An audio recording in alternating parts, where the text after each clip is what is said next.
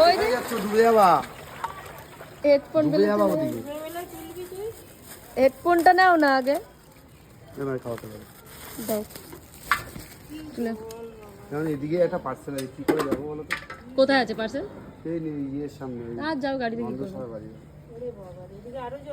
প্রচুর জল, প্রচুর জল, সাইলেন্সার ডুবে যাচ্ছে, বুঝতে পারছো? সাইলেন্সার ডুবে যাবে তো, তোমার কিন্তু গাড়ি পুরো যাবে এবার।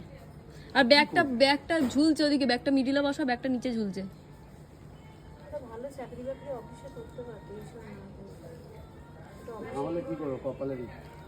ভালো চাকরি বাকরি অফিসে করতে পারতো, কাজে হবে চলো ফোন যাও,